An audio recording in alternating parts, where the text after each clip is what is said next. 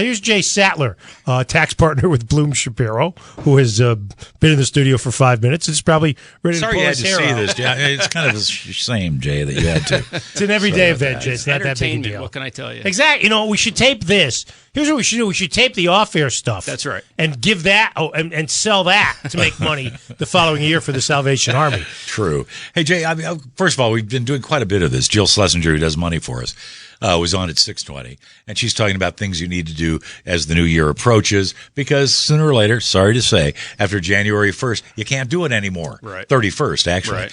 And Jay, of course, with Blum Shapiro, tax partner there. And that's the thing. Okay, here's the first question. Let's say you're a person of, modest means, average means. Can you still help yourself out when it comes to your tax obligation next year? Yeah, sure. There's still a few weeks left in the year, and there are some things folks should definitely keep in mind. On the individual front, charitable contributions are always helpful. Salvation Army, exactly. Yeah. I heard that earlier. You did? Okay. So they should certainly keep charitable contributions in mind. The number one thing that would really help, especially the individual taxpayers, is to defer income. And the best way to do that is they should really look to maximize their 401k contributions, their profit-sharing contributions. If they happen to be self-employed, make sure they have the right type of retirement plan, because there's some plans that allow you to put a lot more money aside.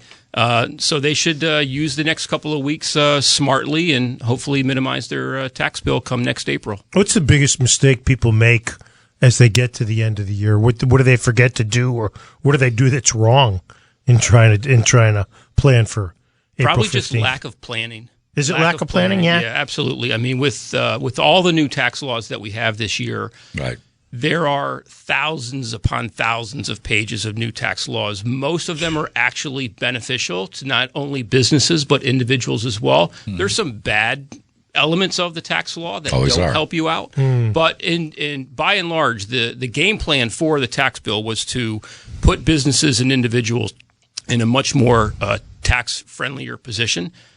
So planning accordingly, there's a lot of things they can take advantage of. How do people keep track? How do you guys keep track of 2,000 pages of That's why he's a tax partner. One day at a time. One day at a time. We're actually still waiting for the IRS to issue some guidance on the lion's share of all the new tax laws that actually came out. The guidance is trickling out 1 week at a time. So there are some provisions out there that are still lacking some guidance, believe it or not. Well, Jeff, it comes rolling in after the 1st of January. That's too late, so it'll be applied to next year if they come out with new regulations. New regulations are right. They're typically not look back. Prospective. They don't look back. Okay. But the guidance that we're still waiting for, that guidance would be effective for all the laws in effect for 2018. What's the biggest change as far as individuals is concerned? Improved tax rates. So that the more friendlier tax rates, I think, are going to drive more refunds than anything in the past, at least in terms of the individual side of the equation. And the fact that most average Joe Smith, if you will, who probably had been paying AMT taxes in the past, they're probably going to find out that they're not going to have to pay AMT taxes anymore. Just remind people what AMT means. So when you go to calculate your actual tax liability in April, there's two ways to do it. There's the individual income tax calculation, and so you run the math and you figure out what that number is, and then you go and calculate your alternative minimum tax, which is the same blueprint, but they don't allow you to take advantage of certain deductions. Right, exactly. And there's a slightly different tax rate, and you have to pay the higher of the two.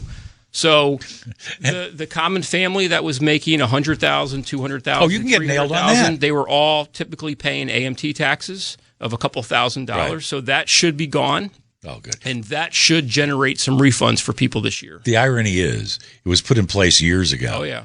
And because there were about 7 people, as I recall, who weren't paying taxes because of deductions, so on and so forth, that's why it was put in place. Exactly oh, really? Right. Oh, yeah. That's exactly right. But what happened was, over time, they didn't adjust it for inflation. Right. And so, hey, all of a sudden you're teaching both of your school teachers, and you're getting nailed. Right.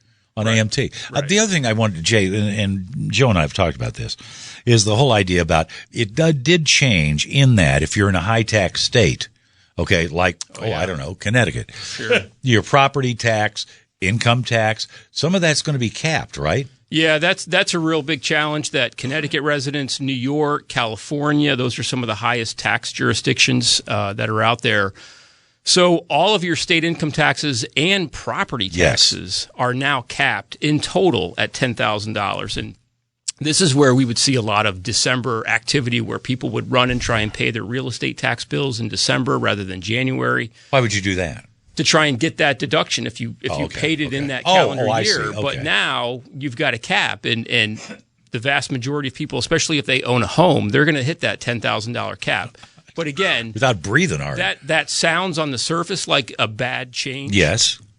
But again, that's an issue that typically triggered that AMT tax for people in the past. So with that off the table, or at least out of the way for now, even that state tax cap at $10,000, I think the vast majority of people should still see some benefit because the AMT tax just shouldn't apply to them anymore. And I would guess with all these new rules and regulations, biggest changes in 3 decades, it's going to be crazy at tax time. It is. So people should have things ready early and get to you people. So this is the most sweeping change we've seen in about 30 years in terms of complexity and comprehensiveness in terms of how many issues were changed. Yeah. So it's going to be very busy. The real key is even individuals who happen to be doing their own return and buying their own software, they need to be very careful.